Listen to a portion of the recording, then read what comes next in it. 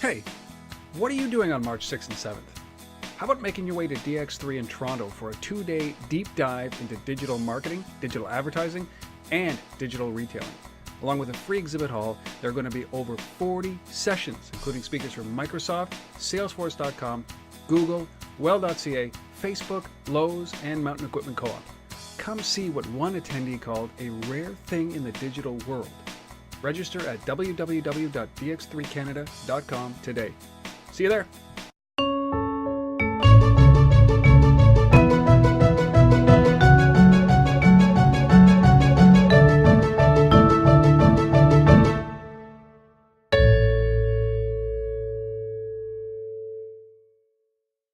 Welcome, everybody, to Untethered.tv. I'm your host and founder, Rob Woodbridge. This is the place you come to find out what's going on in the mobile industry, to get a little bit of a glimpse behind the scenes, whether that's a small business, a large business, or somebody in the thought leadership space, to give us some insight into this great industry, the mobile and pervasive computing industry. And live, for me anyways, from just on the outskirts of Delhi. That's where you are, isn't it, Jasmeet?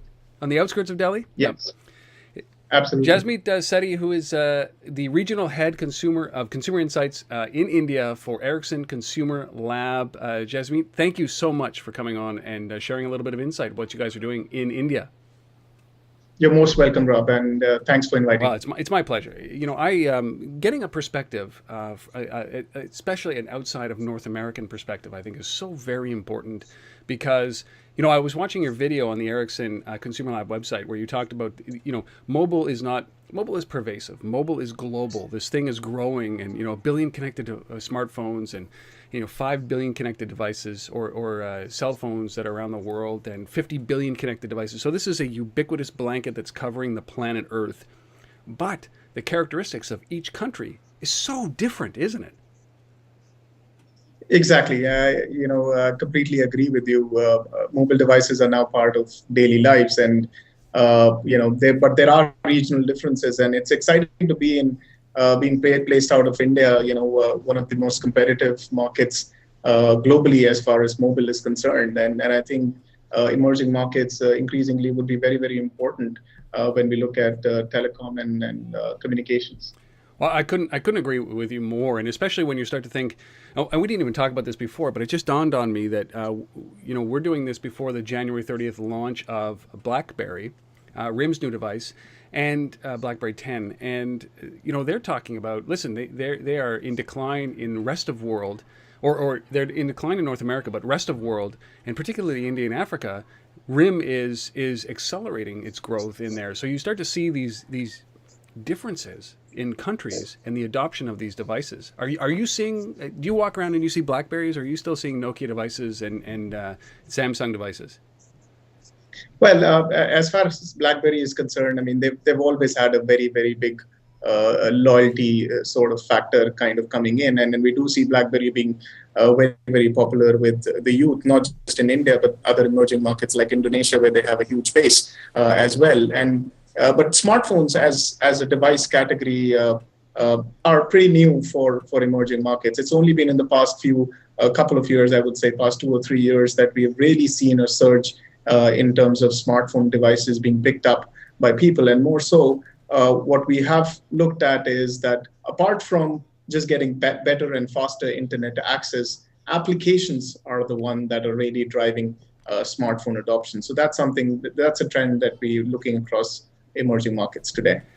All right. Well, you know, I'm already off pace here because you know, I didn't even ask you the first question that I needed to ask you, which is for you to introduce what you're doing with Ericsson ConsumerLab. What is Ericsson ConsumerLab, and then talk about what your role is there. Obviously, it's to amass an incredible amount of knowledge and make sure that everybody's on top of what's going on in the mobile space in India. But what is Ericsson ConsumerLab? Yeah, so Ericsson ConsumerLab is simply put the consumer insights division of Ericsson. It came into being in around 1995, so we've been studying and listening to consumers for almost 15 years now. The idea is to get the outside-in perspective, hear the voices of consumers, what are the needs, what are the expectations, what are the big trends that exist in the market, and get this within Ericsson internally across different units, but also advise most of the leading global and local operators on how to stay ahead in the market by keeping abreast of the consumer needs and expectations. So that's pretty much what we do.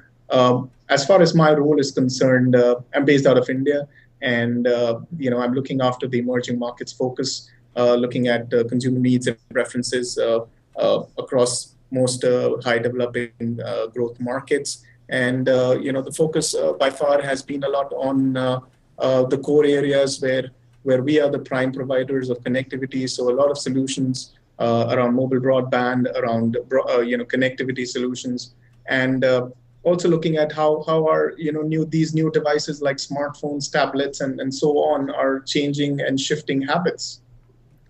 And you're obviously seeing this. The growth in developing nations like India and like Indonesia, like China.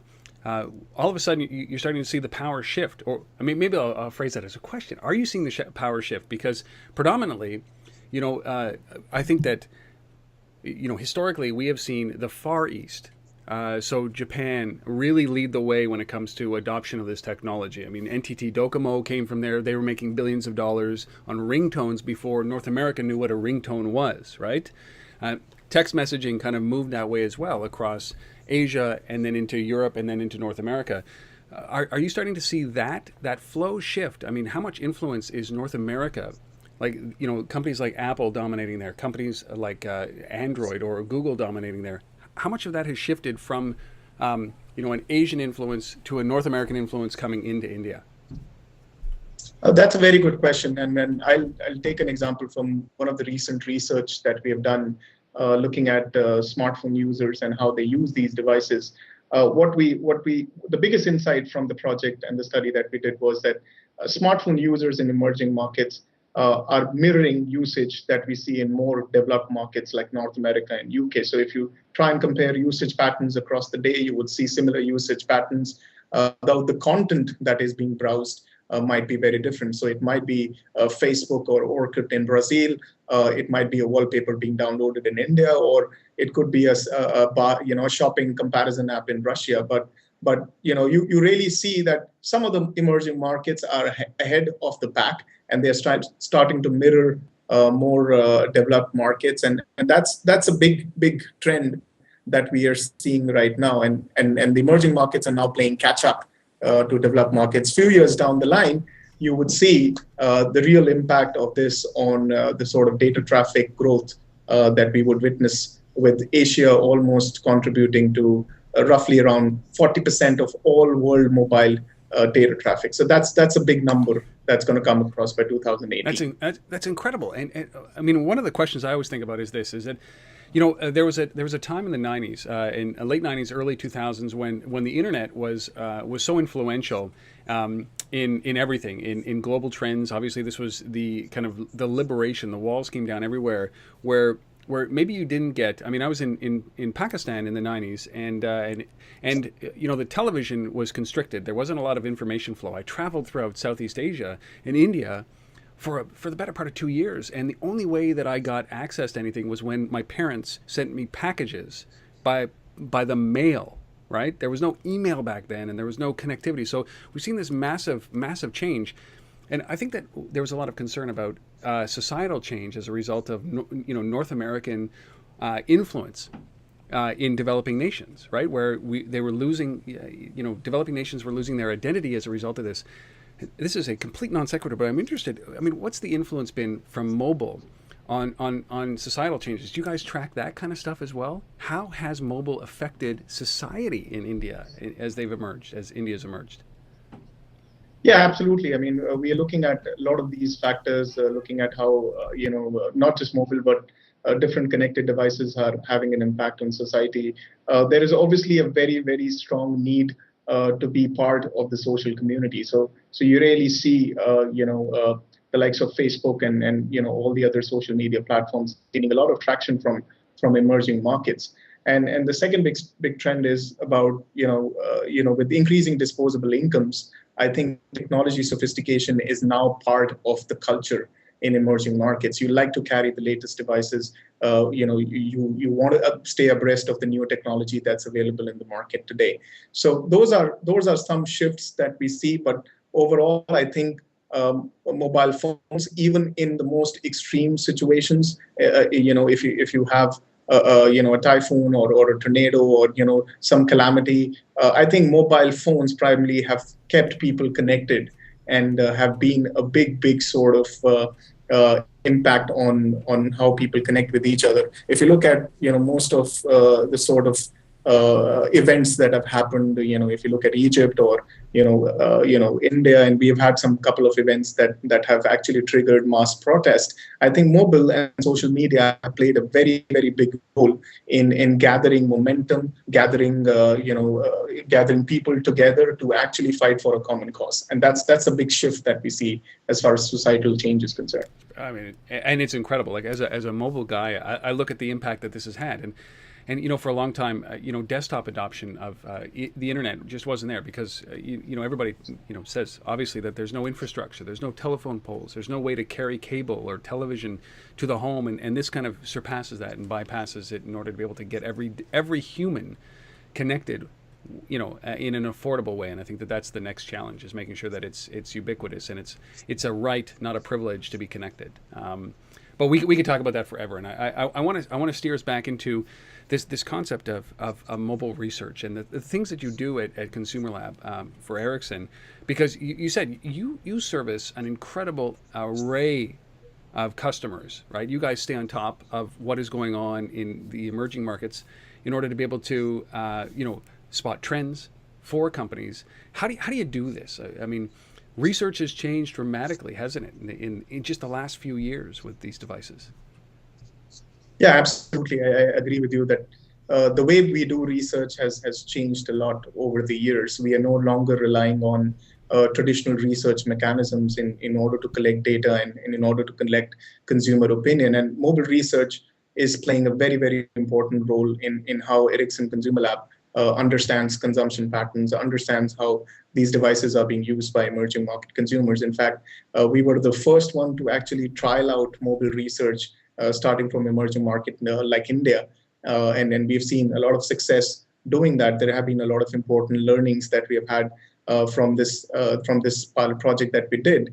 And now we are trying to see how we can imitate mobile research, not just mobile measurement, but looking at how we can innovate and look at different sort of methodologies and take it to more Western markets. So it's been the other way around. You see now emerging markets being actually the hub of innovation as far as mobile research is concerned. And I strongly believe that that's a very important trend because of a lot of software development talent and IT talent that we have out here really helps us to do a lot of these technology changes and application developments that we can quickly launch in the market and try and get consumer opinion on it. There seems to be like a natural push and pull, right? The way I described the way that text messaging and smartphone use and purchases, ringtone purchases came from Asia and then went into North America. And then North America, started to take that, and the app economy,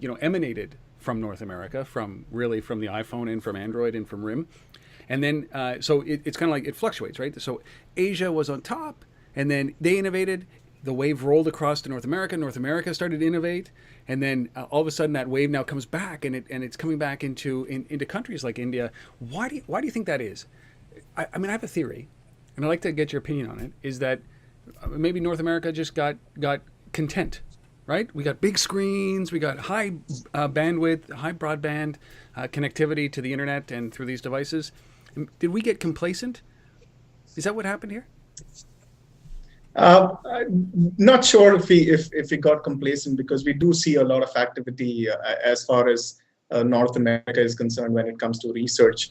But I think increasingly, if you look at the mobile landscape today between India and China, we are close to 2 billion mobile subscribers, and that's enormous. I mean, and that's really fueling the way that we do research as far as reach is concerned.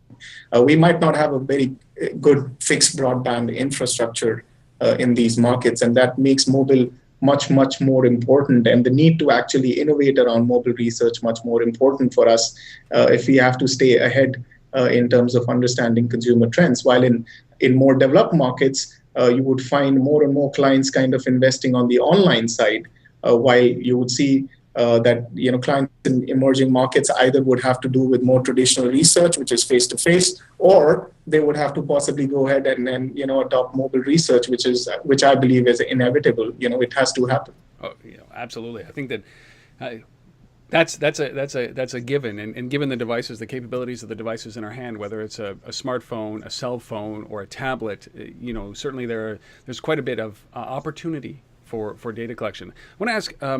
So, as you've gone through this process, as you've seen the evolution of data collection, dissemination, and you guys stay on top of this, what are there any kind of big learnings that have emanated, that have come from the mobile space, that kind of maybe took you guys by surprise? Did this industry take you guys by surprise? Give me some background on that and your thoughts. Yeah, I would like to take this example of this study that we did, the mobile measurement study that we did. And the objective really was not to just confine ourselves with mobile measurement, because that is something that everybody seems to be doing right now. You want to figure out how much time you're spending on Facebook, or, how many videos you've downloaded.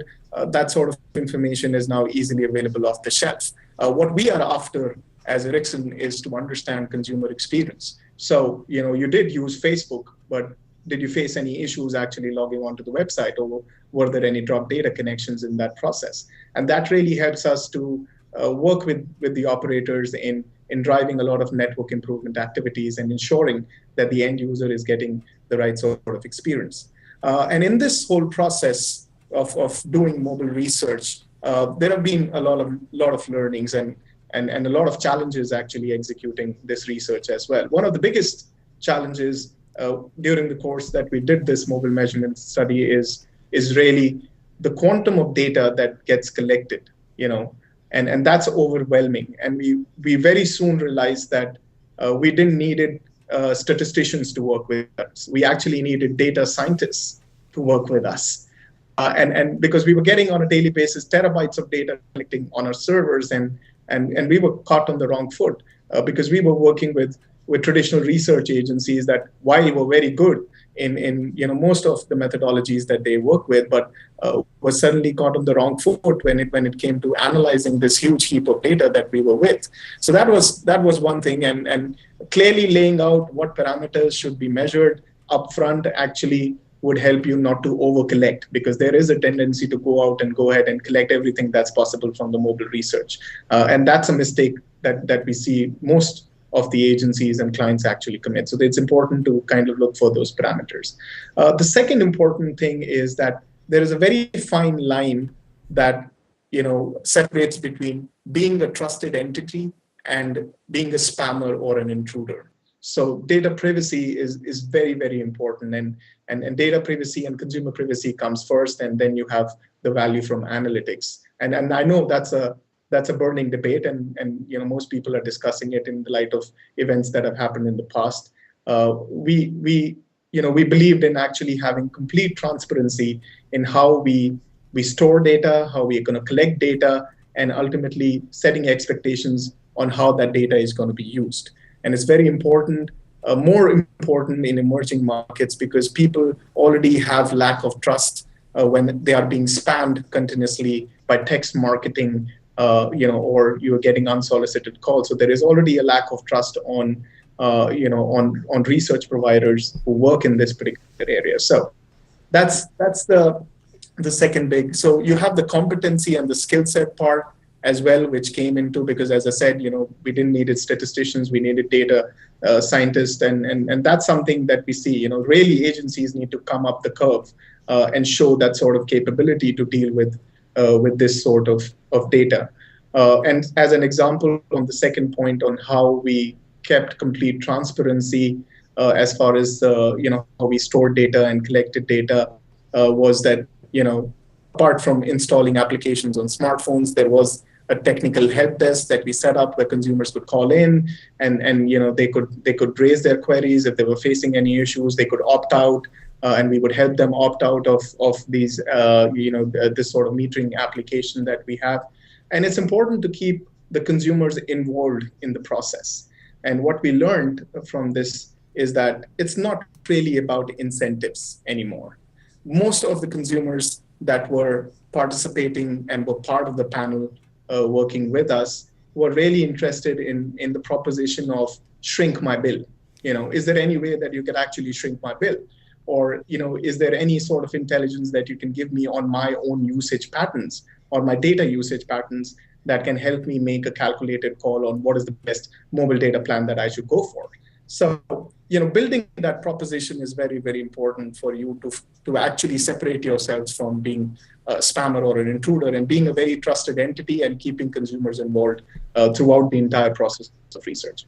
It's so interesting because it's focusing on the consumer experience aspect, right? So, and I love the concept. You brought it up as well in this video, which I will include a link to the obviously the Ericsson ConsumerLab website, but also your video where you talk about, listen, the most important thing, one of the most important things is not relying on an internet connection or a fast internet connection inside of your app for that very reason, right? That consumer experience where there's such a disconnect between what a retail organization wants from the consumer and what the consumer wants from that retail organization, isn't it? So your example about Facebook is that if I don't have offline reading in Facebook, especially in a developing nation which might not have ubiquitous high-speed coverage or the cost might be prohibitive for me to be able to do that, offline reading is so very important.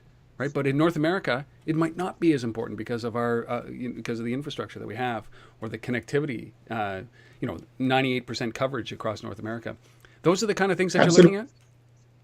Absolutely, and just to add on to your point, we see a stark difference in terms of the consumer experience, which is dished out to users in Western markets as well as compared to users in emerging markets. If you just compare, percentage of people or smartphone users who actually face problems browsing internet, 60% of people in emerging markets or smartphone users in emerging markets have faced problems browsing internet. Compare that with just 20% of users in Australia, Sweden, and US. And there is a big difference that you already see. Most of these users indicate that what matters to them is network performance. They don't mind what sort of pricing and tariff plan you would launch in the market. What they're really concerned about is an assured level of service that you can offer them, and they're even willing to pay a premium. So there is a huge opportunity for the operators to go ahead and launch differentiated services in the market by differentiating on network performance. And so those are the kind of results that you come up with, right? That's what Ericsson ConsumerLab does. You would take all of this because it's a different perspective. A lot of people are asking about, how can we, this is, for lack of a better word, interrupt our user more elegantly, right? I think that's where a lot of this comes from, is that, so I want to know when people are in the right mindset to buy. So I want to hit them at that very moment with a direct message or an SMS or a coupon or an offer or something to that extent. And if you pull back that veneer, which is very superficial, and you say, well, listen, the pervasive challenge here is connectivity, right? And it's also about cutting costs and reducing the cost for the end user of this, and just identifying that first step, which is where we should be focused on, as opposed to the ninth step, which is conversion to a buy. This is really powerful data that you guys are collecting. Yeah, absolutely, and I feel that the time is correct now that mobile measurement. We're doing a lot as far as mobile measurement is concerned, and you have a lot of companies that have invested in this space, have applications that are available out there, which can give you a lot of data as far as passive measurement is concerned. But what really needs to happen with mobile research now is to evolve and get into the space where we are just not capturing data for the sake of capturing data. We have something actionable tied to it, and the actionable part is really the experience and how we can measure experience, not just from the mobile phone, but from different platforms, because mobile consumers, mobile is not the only place where your consumers are. they are on social media. They're talking about the experiences that you dish out. So mobile research alone would not be the answer to kind of looking at consumer experience. You have to have a mashup of maybe doing a little bit of online listening, looking at social media platforms, blogs, forums, mining it, and that's something that we've now started to do. Look at what are the sort of conversation drivers that exist, and what are the big key themes that are emerging from these social media conversations that we can then relate back to the mobile measurements that we do. I would think that one of the biggest challenges here is as we go from a kind of a mobile environment that we're seeing a lot of these devices in people's hands, smartphones, cell phones, tablets. But I think one of the biggest challenges would be that, as you said, that's an isolated piece, right? Your experience or what you do on those devices is drastically different from what you do sitting down in front of a desktop, what you do in front of a television set, and the messages obviously are much different. Immediacy on the device. How do you deal with somebody who's sitting in front of a television set or listening to a radio? The passive nature of that. How do you connect those things? So there must be a challenge to be able to profile, collect information from each of those avenues, this ubiquitous platform, and coalesce that into one message. Is that the next battlefront for data collection? Yeah, I agree with you.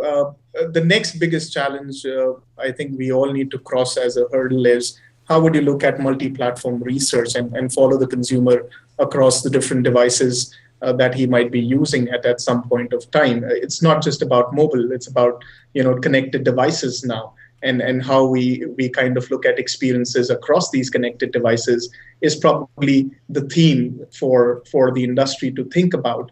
And because there needs to be a cohesive story that you can weave and a red thread across, that we can weave together to figure out this particular user is having this sort of an experience with the same sort of connectivity across different devices. And that's something that we are interested in, and we would like to see if what are the solutions available out there that could help us, or possibly what is that Ericsson ConsumerLab can do in this space to actually look at this battlefront and attack and see how we can cover this particular gap that exists today. It's a huge gap. It's a huge opportunity as people are trying to figure out, how to join these the multiple platforms, and sitting in front of a television set or listening to the radio with a device in hand. That's a voluntary action, and you got to go a little bit deeper than just the people who have these devices, because you're creating profiles of them. Just a quick question. I want to finish off here with two things. One, a question about data collection and how do you decide how data is collected. And the other one is, when you're out there, when you're looking at collecting research, when you're out there doing what you guys are doing, how do you decide what to do and what not to do around data collection? So the first question is, how do you decide as a company? You said that one of the biggest challenges you said is that we're over collecting. That's a problem.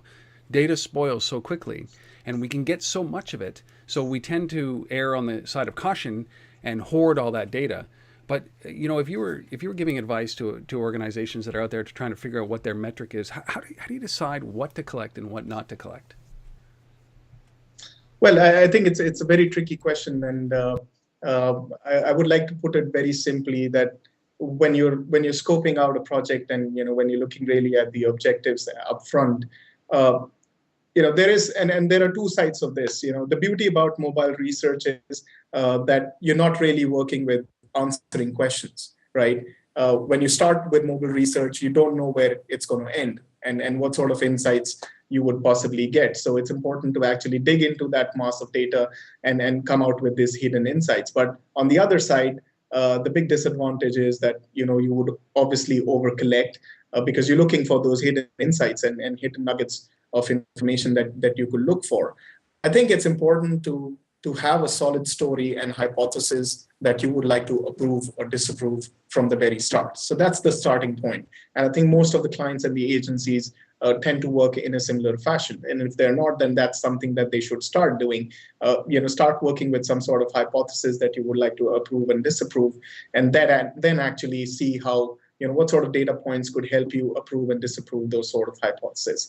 So that's a simple way to put it. But big data does require big skills, and that's what we are looking for.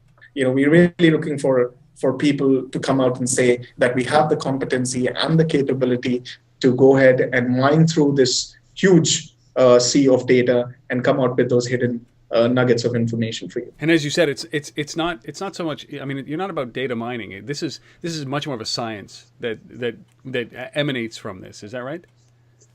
Yes, absolutely. It's a science, and as I said, companies need to now look at investing in how we can build competency in this area, and what sort of disciplines are needed in order to have their staff being trained on these sort of methodologies, because this is the next big thing. I mean, we're talking about big data and mobile research and both of these things coming together. I think it's important for the agencies to start looking at this if they really would like to invest ahead of time in building and training their staff as far as big data is concerned. I couldn't agree with you more. This is this is not a short-term thing. I mean, what we're starting to see is we're still trying to get our head around all of the amount of information that we can collect from these devices, voluntarily and involuntarily. And you made a point, and I want to bring it up very quickly, is that the order of adoption of this is satisfying society first. So satisfying privacy first, and then satisfying the corporations. Because if you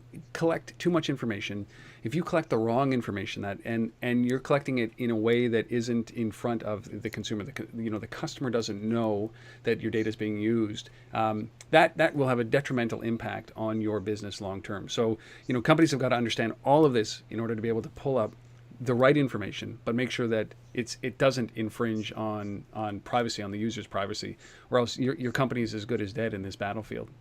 I can't say that anymore better than you did. All right, so where do people start with this stuff? A lot of people are collecting this data. A lot of companies are out there with, in the mobile app space. A lot of companies, carriers are doing this right now. There was a big brouhaha, around carriers collecting too much data, Apple collecting too much data that wasn't encrypted. Whether it's a mistake or not, this can have detrimental impact on it. So where should companies be starting on this space? It's important, Rob, to understand, as I said, whether you want to just confine yourself and you're happy with understanding consumption patterns, right? I mean, it really depends on the sort of objectives. So some companies that we have seen are quite happy with getting consumption pattern data. So, how much you've used Facebook, how much do you use video? And as I said, that information is available off the shelf.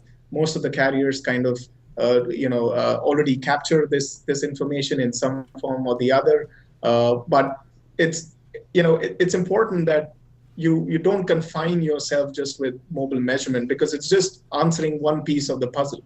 You need to look at how you can actually answer the bigger question, which is what sort of experience are you dishing out to your end consumers, and what is the sort of value that you're kind of giving out to these end consumers. And there is no one approach that you could take. As far as the Ericsson ConsumerLab is concerned, we have pretty much tried both traditional approaches as well as mobile research and use them in conjunction, because there is no either or when it comes to research. Both of them are imperfect methodologies, and both have their own sort of advantages and disadvantages. But when they tend to work together, you have a very, very strong proposition that you can work with.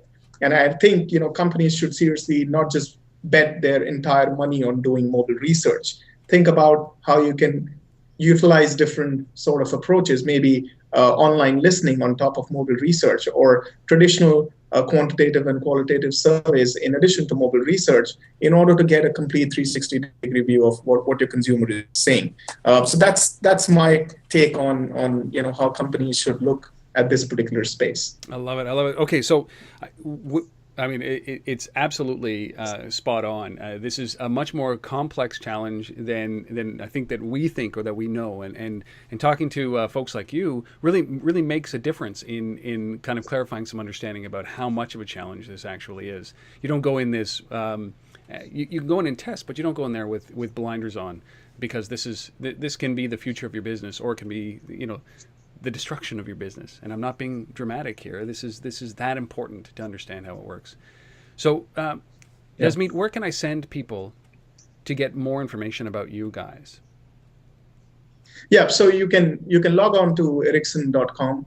/ConsumerLab, and there's a lot of information out there, a lot of research that is available in the public domain. We usually work, as I said, with the areas around which are core to Ericsson, which is connectivity solutions, so mobile broadband, smartphone usage, application usage, but also work with more societal aspects like looking at city life. How does network connectivity or smartphones or devices or other aspects play important role looking at city life. We're looking at what role would communications play as far as education is concerned, and how would learning actually look like going forward. So a lot of content, a lot of research is available out there, and I will urge people to visit the ConsumerLab website on Ericsson.com, and we'll be happy to hear from you and from others on what they think about the research. That's great. So Ericsson.com/ConsumerLab, right? That's the address? Exactly. Yeah, go and check it out. And there's some great videos, great research that is done in there. And obviously, as I was going through it, there's consumer trends for 2013. There's talking about network quality and smartphone usage. I mean, this is a different approach, and I really appreciate the way that you guys are coming at this. Is that identifying the core challenges. I guess it's that crossroads between consumer use and network use, and what are the impediments to for organizations to go forward, certainly in emerging markets and the rest of the world. These are things that we're all going to have to face. So I think that this is a worthwhile go to Ericsson.com/ConsumerLab to find out some more information about that, and to jump on and have a conversation with Jasmeet. So I can't thank you enough for doing this. I really appreciate your time, and certainly the time difference in India. It's very early in the morning here, and I was showing. You said what's the temperature there today? Oh, well, today it's around 15 degrees centigrade. 15 degrees. So well, I'll put it up to my screen here, which is this is what it is in Ottawa right now, -26. So I was lamenting this 50 degree. That's Celsius, by the way. This 50 Celsius, 50 degree swing in temperature. And because Jasmeet had to go and get a sweater because he was a little chilly. I just had to put it in perspective, didn't I? All right. So we've been speaking with Jasmeet Sethi, who is the regional head for consumer insights in India for Ericsson ConsumerLab. Head to Ericsson.com/ConsumerLab for more information about what these guys are doing. They're doing some great work. We will have Jasmeet back on here, I swear, to talk about some of the other areas that these guys are focusing on. Particularly, I'd love to talk about the the influence, how data is influencing decisions, how it's influencing economies, and certainly how it's influencing education. And I think that we've got a guy that can talk about that, and we will have you on for an episode dedicated to that if you're up for that, Jasmeet. Absolutely. Thanks a lot, Rob, for inviting me out here. It's been immense. It's been really good. It is my pleasure. As I said, we've been speaking with Jasmeet Sethi, who is the regional head for consumer insights in India for Ericsson ConsumerLab. Head over to Ericsson.com/ConsumerLab for more information. Jasmeet, thank you so much for doing this. You're welcome, Rob. Thanks so much. Folks out there who are watching, listening, wherever you are, whether you're in the cold or the heat, I really appreciate you putting this in your ears or on your screen. Anytime you guys you consume some of the content, it's greatly appreciated. Feedback would be wonderful. Rob at Untether.tv, and we'll see you next time on Untether.tv. Thanks, Jasmeet. Thanks.